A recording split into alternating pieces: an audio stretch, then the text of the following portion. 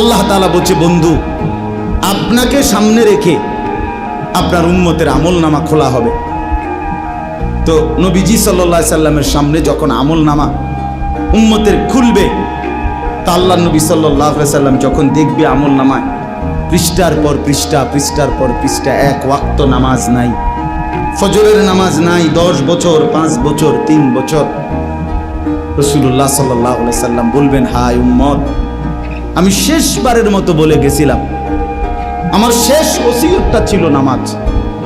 তুই উম্মত আমার শেষ কথাটাও, আমার মৃত্যু পথযাত্রার সময় কথাটাও পালন করলি না। এই কি আমলনামা নিয়ে আসলি? আমি কেমনে আমার আল্লাহর কাছে সুপারিশ করব? নবী সাল্লাল্লাহু আলাইহি সাল্লামের সুপারিশ এটা মামুর বাড়ি না। হাউজে কাউসারের পানি সস্তা দরের কোনো পানি না যে আপনি চাইবেন আর দিয়ে দিবে। না না বাপ, বিষয়টা এমন না। আপনি ভালো আলেম থেকে জিজ্ঞাসা করে নিয়েন। সুপারিশ এটা আপনার মামুর বাড়ির আবদার না। কাকে সুপারিশ করবেন তা আল্লাহর পক্ষ থেকে নির্ধারিত করা আছে। কাকে হাউজে কাউসারের পানি পান করাবেন তাও আল্লাহ তাআলার পক্ষ থেকে নির্ধারিত করা আছে, নির্ধারিত করা আছে। এজন্য এটাকে একবার ছোট্টখাট্ট খামখেয়ালি মনে করলে হইতো না। এজন্য আপনি এই আমলনামা কেমনে দেখাইবেন? যুবক ভাই, তুমি তোমার এই নওজোয়ান কালের এই আমলনামাটা কেমনে দেখাইবা যে একটা সেজদাও নাই, ফজর, জোহর, আসর, মাগরিব, ইশা নাই? এমন হইল কেন? এই জন্য আমরা যারা রাসূলুল্লাহ সাল্লাল্লাহু আলাইহি সাল্লামকে ভালোবাসি, আমাদের দায়িত্ব এটা 5 ওয়াক্ত নামাজ পড়া। কি পড়া বলেন? এটা পড়তেই হবে, পড়তেই হবে, এটা পড়তেই হবে। কোরআন এবং সুন্নাহর মধ্যে অসংখ্য প্রমাণ আছে যেখান থেকে আল্লাহ এবং তার রাসূল নামাজের গুরুত্ব বারবার বারবার বলেছেন। আল্লাহ আমাদেরকে বুঝার তৌফিক দান করেন। আমাদের নবী সাল্লাল্লাহু আলাইহি সাল্লাম সারা আলমের জন্য নবী, সারা কায়নাতের নবী।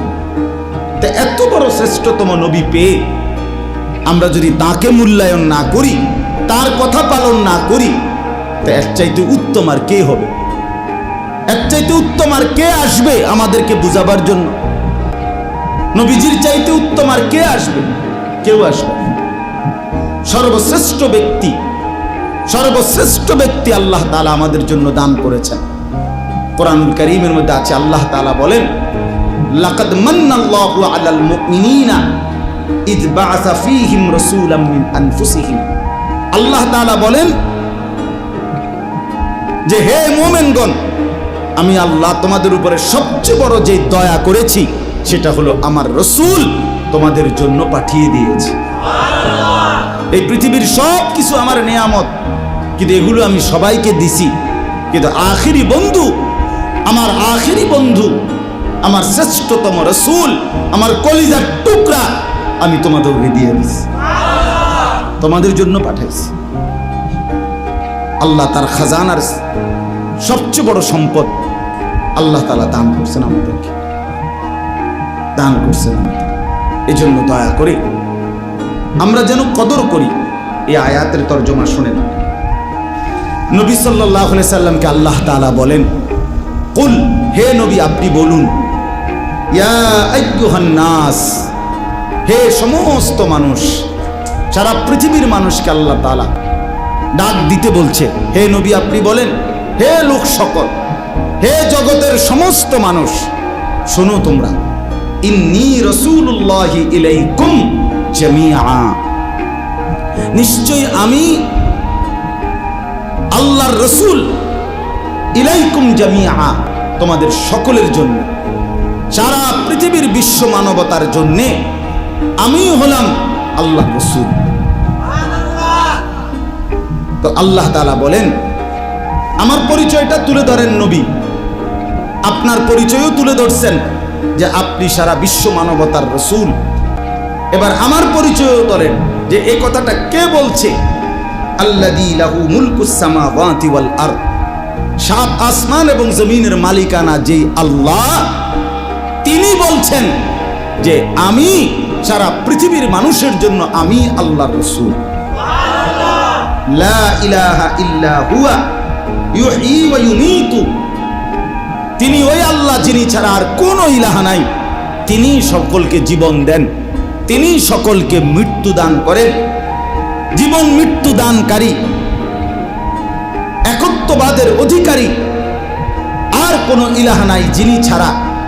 সেই মহান আল্লাহ রব্বুল আলামিন, গোটা কায়নাতের মালিকানা যার, তারই পক্ষ থেকে আমি তোমাদের সবার জন্য আল্লাহর রাসূল। অতএব আমাদের করণীয় কি? তো আল্লাহ তাআলা বলেন, হে নবী আপনি বলেন তোমাদের করণীয় কি? ফাআমিনু বিল্লাহি ওয়া রাসূলিহিন নাবিয়্যিল উম্মি আল্লাযী ইউমিনু বিল্লাহি ওয়া কালিমাতিহি। অতএব তোমরা সকলেই আল্লাহ এবং তার রাসূলের উপরে ঈমান আনো। আল্লাহ এবং তার রাসূলের উপরে কি আনো? ঈমান। রাসূলের কয়েকটা পরিচয় বলছে যে তিনি আল্লাহর রাসূল, আন-নবী তিনি আল্লাহর নবী, আল উম্মি তিনি দুনিয়াবি পড়ালেখা থেকে মুক্ত, যা বলছেন সরাসরি শুধুমাত্র আল্লাহর কাছ থেকেই বলছেন। আল্লাযী ইউমিনু বিল্লাহি ওয়া কালিমাতিহি, যিনি আল্লাহর সমস্ত কথা এবং আল্লাহর উপরে পরিপূর্ণ ঈমান রাখতেন। নবীজি আল্লাহ তাআলার সকল হুকুম পালন করছেন কিনা? কথা বলেন না। আল্লাহ তাআলার প্রতি পূর্ণ ইয়াকিন রাখতেন কিনা? তো আল্লাহ বলেন, যিনি রাসূল, যিনি নবী, যিনি দুনিয়াবি পড়ালেখা থেকে মুক্ত, যিনি আল্লাহর উপরে পূর্ণ ঈমান রাখতেন, যিনি আল্লাহর সমস্ত কথা মানতেন, সেই প্রিয়তম রাসূলের উপরে তোমরা সকলেই ঈমান আনো। এরপরে বলেন ওয়াত্তাবিউহু, এই আমার কথা শেষ। আর এই কথাটাই বুঝেন, আল্লাহ তাআলা বলেন তোমরা সকলেই শোনো। দুই কথা, এক হলো আমার রাসূলের উপরে ঈমান আনো, আর দ্বিতীয় কথা হলো ওয়াত্তাবিউহু, তোমরা সকলেই আমার রাসূলকে অনুসরণ করো। অনুসরণ করো, নবীর প্রতি ঈমান আনো, নবীকে অনুসরণ করো। কেন? তিনি সবার জন্য রাসূল, অন্য আর কারো কাছে গেলে হবে না, তিনি একজন। এই দুইটা দায়িত্ব দিয়েছেন আমাদেরকে আল্লাহ। ফাআমিনু, তোমরা সকলেই নবীর উপরে ঈমান আনো। দ্বিতীয় হলো ওয়াত্তাবিউহু, তোমরা সকলেই নবীর আনুগত্য করো, অনুসরণ করো। লাভ কি হবে? শেষ আল্লাহ বলেন লাআল্লাকুম তাহতাদুন, তাহলে যদি তোমরা নবীর প্রতি ঈমান আনতে পারো এবং নবীকে অনুসরণ করো, তাহলে লাআল্লাকুম তাহতাদুন, নিশ্চিত তোমরা হেদায়েত পেয়ে যাবে, জান্নাত মিলে যাবে। এবার আপনারা 5টা মিনিট শুধু এই দুইটা কথা আপনারা ভাবেন। আমাদের নবী সাল্লাল্লাহু আলাইহি সাল্লামের প্রতি আমাদের দায়িত্ব আল্লাহ তাআলা এই আয়াতে দুইটা বলছে।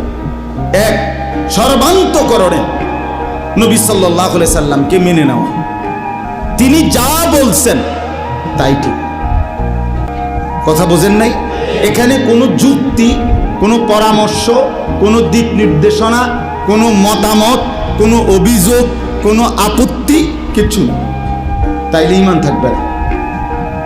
নবীজি সাল্লাল্লাহু আলাইহি সাল্লাম থেকে যা কিছু প্রমাণিত 23 বছরের, যদি এটা সঠিকভাবে বিশুদ্ধ দলিলের মাধ্যমে প্রমাণিত হয় যে এটা নবীজি বলছেন, নবীজি করছেন, নবীজি সমর্থন করেছেন, কথা বোঝেন নাই, তাহলে আমাদের দায়িত্ব একটাই, এটা মেনে নাও। এটা কি করা? এটা মেনে নাও। এখানে কোনো এশকাল করা যাবে না, কোনো কিছু না, কোনো আনা বর্তমান যুগে, বর্তমান অবস্থার প্রেক্ষাপটে ইত্যাদি ইত্যাদি না, কোনো কিছু না।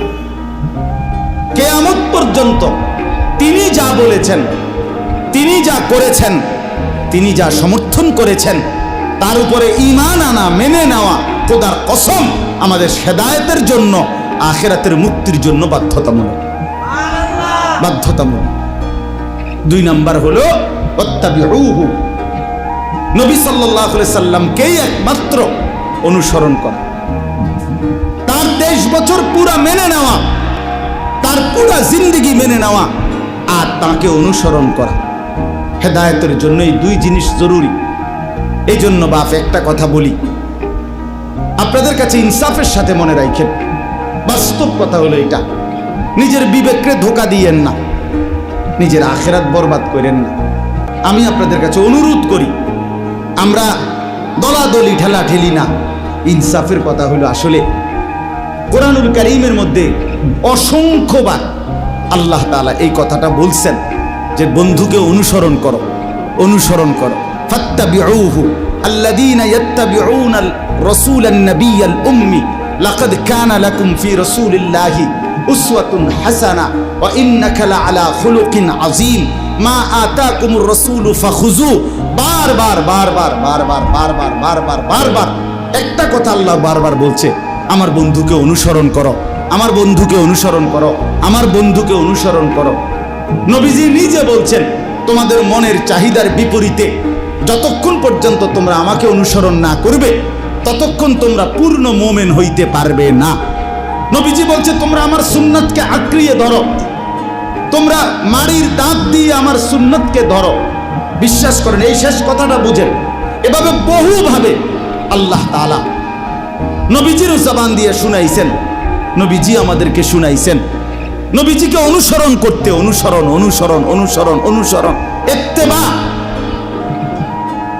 অতএব একজন মুসলমানের রাসূলুল্লাহ সাল্লাল্লাহু আলাইহি সাল্লামের প্রতি ভালোবাসা, ইশক, মহব্বত, নবীর প্রেম, নবীর ভালোবাসা প্রমাণিত হবে। ইনসাফের কথা হলো এটাই, অনুসরণের মাধ্যমে। বিশ্বাস করে, অনুসরণবিহীন ভালোবাসা হয় না, ভালোবাসা হয় না। ওই ভালোবাসা আখিরাতে টিকবে না, বিশ্বাস করে। আল্লাহর দোহাই বললাম, শুধুমাত্র লাফালাফি ফালাফালি করলে, শুধুমাত্র ঢাক ঢোল বাজাইলে, শুধুমাত্র সই হুল্লুর হাঙ্গামা করলে, শুধুমাত্র বিভিন্ন আইটেম মুখরোচক মজাদার খাবার খাইলে রাসূলুল্লাহ সাল্লাল্লাহু আলাইহি সাল্লামের অনুসরণ, সুন্নতের ইত্তেবা, নবীজির পদাঙ্ক অনুসরণ, এটা যদি আপনার আমার মধ্যে না থাকে, বিশ্বাস করেন হাসরের ময়দানে এই ভালোবাসা টিকবে না। দুনিয়া মিলে যাবে, আখিরাত মিলবে না, পরকাল মিলবে না। এই জন্য আজকে এই কথাটাই বললাম। এখানে আল্লাহ তাআলা বললেন যে তোমাদের দুইটা দায়িত্ব, তোমরা আমার বন্ধুর প্রতি ঈমান আনবা, ওয়াত্তাবিউহু, এবং তাকে অনুসরণ করো, অনুসরণ করো। আজকে আফসোসের বিষয় হলো আমরা এই কথাটাই বুঝাইতে পারি না যে রাসূলুল্লাহ সাল্লাল্লাহু আলাইহি সাল্লামের সুন্নাতের অনুসরণের মাধ্যমে নবীজিকে ভালোবাসতে হয়। আপনি বছরের পর বছর কোনোদিন মেসওয়াক করলেন না, অথচ নবীজি মৃত্যু পর্যন্ত, কসম আল্লাহ, বুখারী শরীফের হাদিস, নবীজি ইন্তেকালের মুহূর্তে শেষ যখন দুনিয়া থেকে বিদায় নিবে, সেদিনও নবীজির হাতে, নবীজির আখিরি আমল ছিল নবীজি মিসওয়াক করছেন। আম্মা জান আয়েশা রাদিয়াল্লাহু তাআলা আনহা বলছেন, আমি নিজে মিসওয়াক চাবাইয়া দিছি নরম করে। নবীজি আস্তে আস্তে মিসওয়াক করছেন, এর কিছুক্ষণের মধ্যেই আল্লাহ তাআলার সান্নিধ্যে চলে গেছে। তাইলে আপনি কোনোদিনও মিসওয়াক করলেন না, টুথপেস্ট, ব্রাশ আপনার কোনোদিন মিস হলো না, আপনি ব্রাশ করতে ভুললেন না, মিসওয়াক করতে মনে পড়লো, আপনি দস্তরখান বিছাইতে মনে পড়লো না, ডাইনিং টেবিল ভুললেন না, আপনি ঘরে ঢুকতে, বের হইতে, টয়লেটে, বাথরুমে, গোসলে, আপনার খাদ্য পানীয়, আহার, নিদ্রায় নবীজির সুন্নাতের কথা আপনার মনেই পড়ে না, আপনি পালনই করেন না। তাইলে বাবা, এটা কেমনে আল্লাহ রসুলের ভালোবাসা হয়? আমরা বুঝি না, আমরা বুঝি না বাপ। আমরা কত গালি শুনি, এরপরও আমরা বলি যে এটাই। তুমি আমগরে যাই বলো ভাই, ওয়াহাবি না শুধু, তুমি যদি ওয়াহাবির আব্বাও কও, তুমি যদি কও যে ওয়াহাবির দাদা, ওয়াহাবির শাস্তো ভাই, জ্যাঠতো ভাই, হুয়াতো ভাই, খালতো ভাই, তালতো ভাই, তাও কোনো সমস্যা নাই। আরো কোনো গালি থাকলে দিতে পারো, কোনো সমস্যা নাই। খোদার কসম আমরা বলেই যাব যে নবীজির সুন্নাত, নবীজির এক এক অনুসরণের মধ্যেই কেবল নবীজির ভালোবাসা নিহিত, এছাড়া হবে না, ভালোবাসা হবে না। নয় ভালোবাসতে হলে অনুসরণ করতে হবে, অনুসরণ করলে ভালোবাসা প্রমাণিত হবে, সোজা হিসাব। এজন্য রাসূলুল্লাহ সাল্লাল্লাহু আলাইহি সাল্লামের সুন্নাত তরিকার বিরোধী হইয়া আপনি নবীর ভালোবাসা কবরে হাসরে প্রমাণ করতে পারতেন না বাবা। শুধু লাফাইয়েন না। আবারও অনুরোধ করছি, 60 বছর বয়স, এখনো বিড়ি খানার অভ্যাসটা ছাড়তে পারলেন না।